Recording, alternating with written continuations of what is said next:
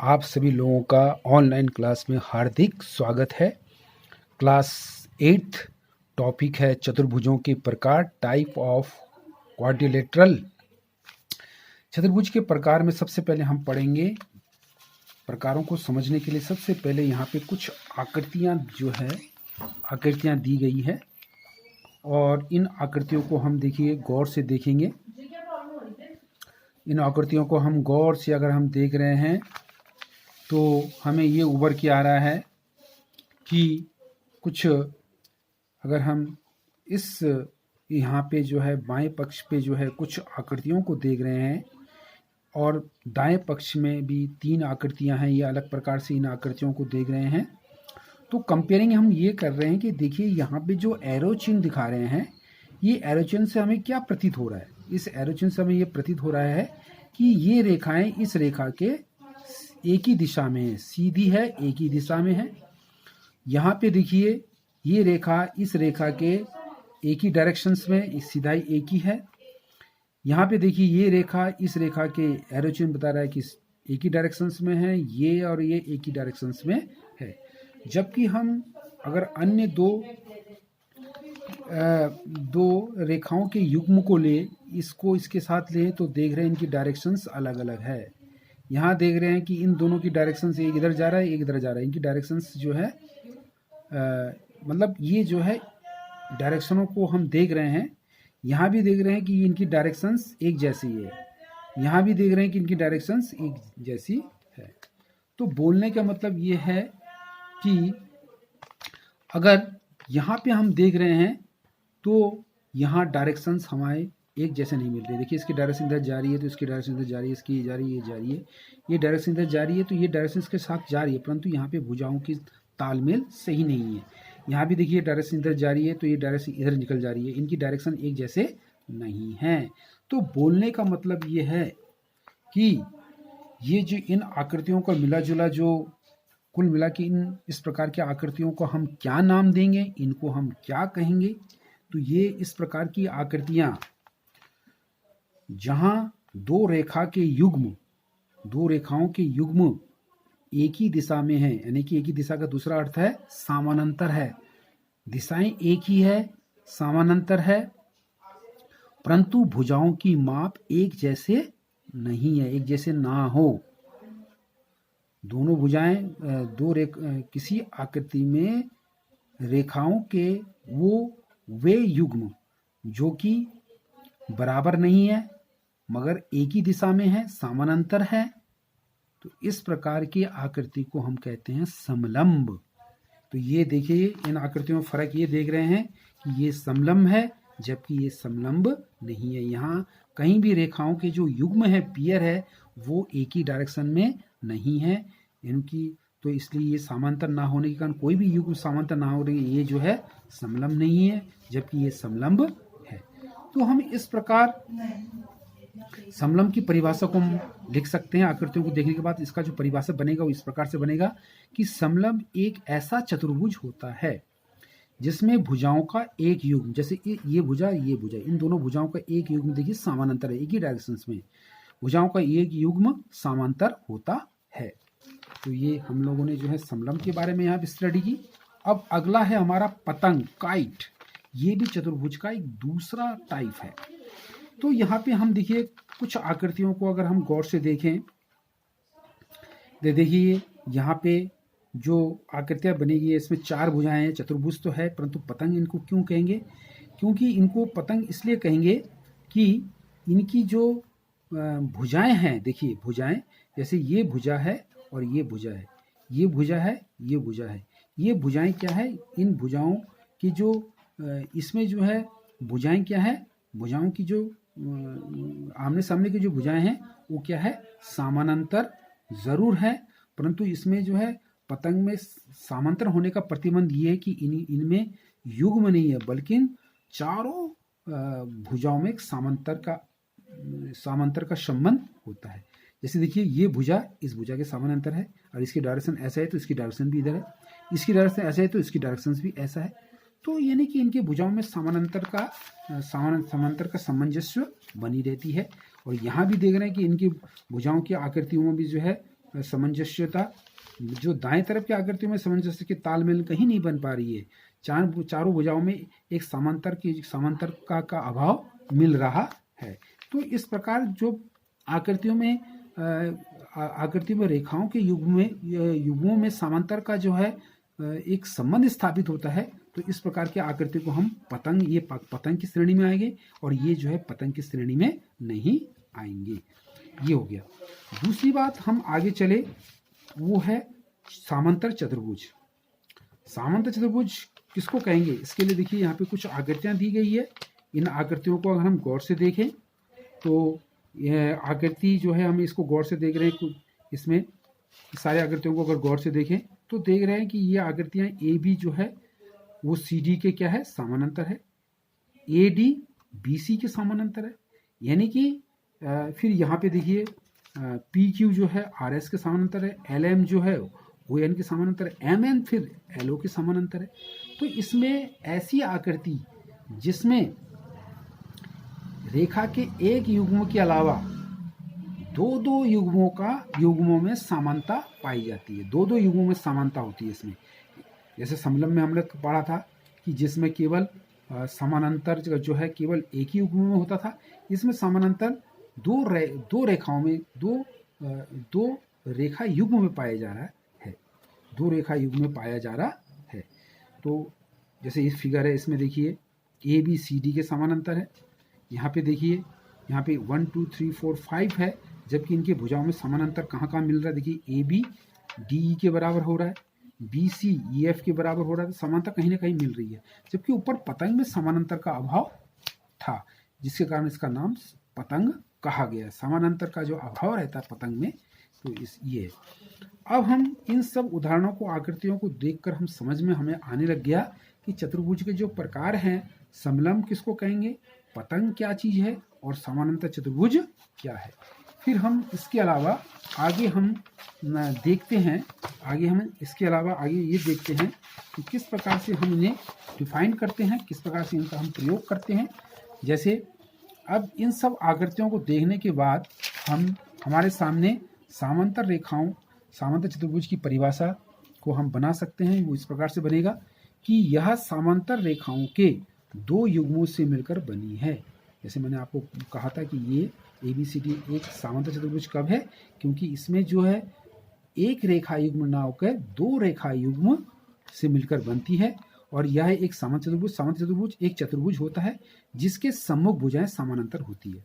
जिसके सम्मुख भुजा मतलब ये भुजा इस भुजा के समानांतर होगी, ये भुजा इस भुजा के समानांतर होगी, ये भुजा इस भुजा के समानांतर होगी। अब है समांतर चतुर्भुज के अवयव, एलिमेंट्स ऑफ पैरेललोग्राम क्वाड्रिलेटरल। हम जो है अवयव, इसमें कुछ इस प्रकार के कंपोनेंट होते हैं, जिसके आधार पर ये समांतर चतुर्भुज कहे जाते हैं। तो जैसे देखिए, हमने ये बता दिया था कि ABCD एक समांतर चतुर्भुज है।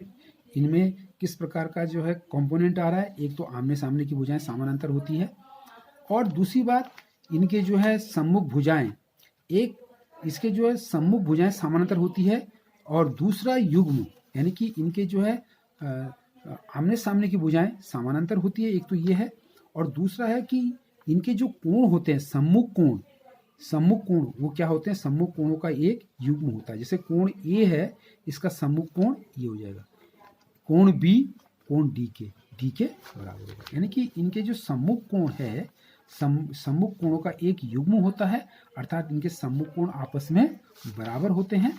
और साथ साथ हम यूं कह सकते हैं कि ये जो कोण बन रहा है, ये कोण समांतर चतुर्भुज के दो आसान भुजाओं के बीच कोण बन रहा है। यहाँ पे दो आसान भुजा किसको कहेंगे? जैसे आपने आसान भुजा एडजेक्शन साइड्स किसको कहेंगे? जैसे ये भुजा, जहाँ एक भुजा स्टार्ट होता है और दूसरी जहाँ पे एक भुजा समाप्त हो रही है, उस बिंदु से जहाँ दूसरी भुजा स्टार्ट हो जा रही है, तो हम उसको आसान भुजा कहते हैं। जैसे AB एक भुजा है, B बिंदु पे खत्म हो रहा है, तो B से फिर दूसरी भुजा स्टार्ट हो जा रही है। तो इन दोनों भुजाओं को हम एडजेसेंट यानी कि आसान भुजा कहेंगे। तो इन आसान भुजाओं के बीच जो कोण बन रहा है, जैसे B, जैसे A, जैसे अगर आसान भुजा हम BC और CD ले रहे हैं, इनके बीच का जो कोण ये बन रहा है। फिर अगर हम CD और DA लेते हैं, इनके बीच जो कोण बन रहे हैं, ये आसान कोणों का युग्म होता है। तो आसान कोण और आसान भुजाएं इसमें सम्मिलित होते हैं। चतुर्भुज की जो है AB और BC क्या है, आसान भुजाएं हैं, और कोण A और B आसान कोणों का युग्म है। तो ये इस सब चीज़ों को देखते हुए हम इन्हें इन गुण धर्मों के आधार पर हम इन्हें समांतर चतुर्भुज मानते हैं। तो आइए आपके पास एक हम प्रश्न कुछ इस प्रकार का एक फिगर यहाँ पे देखते हैं। फिगर दिया गया है कि दिए गए समलंब, ये जो आपको जो आकृति दिखाई दे रहा है, इस आकृति अब आप समझ चुके हैं समलंब किसको बोलेंगे, उनके फिगर को आप पहचान गए हैं, और पतंग किसको बोलते हैं उनके फिगर को आप समझ गए हैं, और समांतर चतुर्भुज किसको कहते हैं उसके फिगर को आप समझ चुके हैं। तो अगर ये यहाँ पे जो आकृति दी गई है, तो ये एक आकृति जो है आपका चतुर्भुज के कौन से टाइप प्रकार का है, ये समलंब है। समलंब की क्या होते हैं, आमने सामने की भुजाएं जो है क्या होती है, समानांतर जरूर होती है, परंतु उनके भुजाओं की जो लंबाइयां हैं वो आपस में बराबर नहीं होती है, एक छोटी होती है एक बड़ी होती है। तो इनको देख के हमें महसूस हो रहा है कि ये फिगर जो है वो समलंब है। तो यहाँ पे ABCD एक समलंब है। समलंब में देखिए कुछ यहाँ पे भुजाओं का जो है भुजाओं की नाप दी गई है। जैसे AB जो है 2 भागों में बटी हुई है, यानी कि AB की टोटल जो नाप है वो 10 सेंटीमीटर है। यहाँ पे BC है 3 सेंटीमीटर है, CD 5 सेंटीमीटर है, AD 4 सेंटीमीटर। फिर दूसरा जो यहाँ पे भुजाएं हैं, यहाँ पे माना हमने यहाँ पे एक बिंदु नाम लिख देते हैं, E लिख देते हैं, माना हमने यहाँ पे E लिख दिया। तो DE और EC भुजाओं का जो नाप है वो 3 सेंटीमीटर और 4 सेंटीमीटर दी गई है। ये तो इन सब परिस्थितियों को देखते हुए इस आकृति से संबंधित समलंब से संबंधित कुछ प्रश्न पूछे गए हैं। वो प्रश्न यहाँ पे दिए गए हैं कि दिए गए समलंब में कौन कौन सी भुजाएं समानांतर है, क्या असमानांतर भुजाएं बराबर माप की होनी चाहिए, उनको ढूंढिए और उन आकृतियों को चर्चा करें जो समान त्रिभुज वाले हैं, जिन त्रिभुजों की भुजाएं समान है। तो सबसे पहले तो हम समलंब की आकृति को अगर गौर से देखें तो इस समलंब को 3 बराबर त्रिभुजों में विभाजित किया गया है। देखिए 1, 2 एंड 3, इस समलंब को हम 3 त्रिभुजों में विभाजित कर रहे हैं। ये 3 भागों कर दिया। अब वो कह रहे हैं कि कौन कौन सी भुजाएं समानांतर है। तो समांतर अगर देखा जाए तो DC बराबर AB, DC जो है AB के समानांतर है। और दूसरी बात, और कौन कौन भुजाएं आपको यहाँ पे समांतर दिख रही है, CD और AB समानांतर भुजाएं हैं, ये भुजाएं हैं। और कह रहे क्या असमांतर भुजाएं बराबर माप की होनी चाहिए, असमांतर भुजाएं। तो देखिए यहाँ पे AD और CB हम देख रहे हैं, ये असमांतर भुजाएं हैं, और असमांतर भुजाएं हैं, और इनकी नाप जो है अलग अलग है।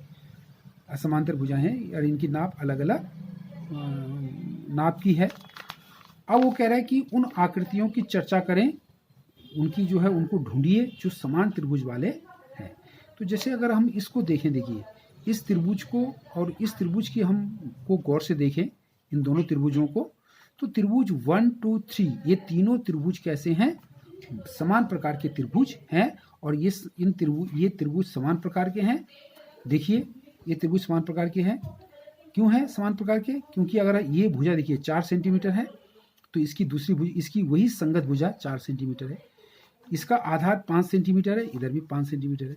इसकी तीसरी भुजा 3 सेंटीमीटर, इसकी तीसरी भुजा 3 सेंटीमीटर है। तो ये तीनों भुजाएं आपस में बराबर है। जब तीनों भुजाएं आपस में बराबर है तो किसके आधार पे हम कहेंगे कि ये तीनों त्रिभुज जब बराबर, उनको क्या कहेंगे, ये तीनों त्रिभुज जब समान है तो इन त्रिभुजों को हम किसके आधार पर कहेंगे तीनों त्रिभुज समान है, सर्वांशम के आधार पर, कॉन्ग्रुएंट के आधार पर कहेंगे। क्योंकि कॉन्ग्रुएंट की परिभाषा के अनुसार क्या है कि कब त्रिभुज या वस्तुएं आपस में बराबर होती है, जब उनकी संगत भुजाएं बराबर हो और उनके कोण भी बराबर हो। तो इसका मतलब ये कोण और ये कोण बराबर है, कोण भी बराबर है, ये कोण भी बराबर है, तो कोण भी बराबर हो रहे। तो हम सर्वांशम के आधार पर कहेंगे कि ये तीनों त्रिभुज क्या हैं, बराबर है। ये तीनों त्रिभुज बराबर है। और जहाँ तक समांतर भुजाएं ये है और ये असमांतर भुजाएं हैं। और कोई जरूरी नहीं कि असमांतर भुजाओं की नाप बराबर नहीं होती है। तो अब हम इन सब आकृतियों के बारे में हमने यहाँ पे चर्चा परिचर्चा कर ली कि यहाँ पे आप लिख सकते हैं क्या कि ए बी जो है समांतर है सी डी, दूसरा असमांतर क्या क्या है ए डी, असमानांतर कौन कौन से असमानांतर यहाँ पे नहीं है, आप इसे बोल सकते हैं असमानांतर नहीं है। जैसे आप कहेंगे ए डी असमांतर नहीं है सी डी के, असमानांतर नहीं है सी डी के। और कौन कौन से त्रिभुज हैं बराबर है, तो आप उनका नाम लिख देंगे कि त्रिभुज ए डी ई, त्रिभुज ई डी सी तथा त्रिभुज सी बी ई। ये त्रिभुज बराबर है। त्रिभुज बराबर है किसके आधार पे, सर्वांशम के आधार पे। सर्वांशम त्रिभुज है क्योंकि इनके संगत भुजाएं बराबर है और कोण भी बराबर है। तो ये हो जाएगा। अब आपके पास यहाँ पे एक प्रश्न और पूछा जा रहा है यहाँ पे कि देखिए यहाँ पे दिया गया है कि चतुर्भुज है। यहाँ पे देखिए ए बी सी डी एक चतुर्भुज दी गई है। देखिए यहाँ पे एक चतुर्भुज दे रखी है। यहाँ पे चतुर्भुज ए बी सी डी एक चतुर्भुज है। समांतर ए बी सी डी एक समांतर चतुर्भुज है। समांतर होने का क्या क्या है गुणधर्म होने चाहिए। हम इसे ए बी सी डी क्यों कहेंगे कि ये समांतर चतुर्भुज है, इसमें हम किस आधार पे कहेंगे कि ए बी सी डी एक समांतर चतुर्भुज है। तो इसके लिए मैंने इसके कंपोनेंट बताए थे, इसके गुणधर्म बताए थे कि किस आधार पर हम इसे त्रिभुज कहेंगे। इसके तो ऐसे चतुर्भुज, ऐसे समांतर चतुर्भुज कहेंगे। तो समांतर चतुर्भुज हम इसे इसलिए कहेंगे क्योंकि इसकी जो है आमने सामने की भुजाएं क्या है, बराबर है। इनके आमने सामने की भुजाएं बराबर होती है, यानी कि आप लिख सकते हो कि A B is parallel C D के कारण सबसे पहला है। दूसरा गुणधर्म कहेंगे कि इसके जो क्या कहते हैं, इसके जो सम्मुख कोण, इसके सम्मुख कोण क्या है, बराबर है। यानी कि कोण 1 बराबर कोण 2 और तीसरा कोण 4 बराबर कोण 3। इसके सम्मुख कोण आपस में बराबर होंगे। और ये क्या, एकांतर अंतः कोण के कारण, एकांतर अंतः कोण के कारण आप इसको बराबर कहेंगे। दूसरी बात, हम इसके परिमाप को भी निकाल सकते हैं। परिमाप भी आप निकाल सकते हैं। तो परिमाप कैसे निकालोगे इसके, ये 12 है, ये 7 है, तो ये भी आमने सामने की भुजा बराबर, तो इसके सामने की भुजा भी 12 ही होगी। ये भुजा भी आमने सामने की भुजा बराबर होती है, ये 7 है तो ये भी 7 हो जाएगा। परिमाप आप निकाल देंगे 12 धन 7 धन 12 धन 7। तो इनकी भुजाओं का परिमाप निकालोगे तो 12 और 7 19, और फिर यहाँ पे 12 7 19 38 सेंटीमीटर आपका आ जाएगा। तो इन सब गुणों के आधार पर आप कह सकते हैं कि ये दिए गए जो आकृति है, ये आकृति समांतर चतुर्भुज होंगे। तो अब आप लोगों से अनुरोध है कि इससे संबंधित जो आपके प्रश्न है वो आप गृह कार्य के रूप में इसका काम करेंगे। Thank you. ओके।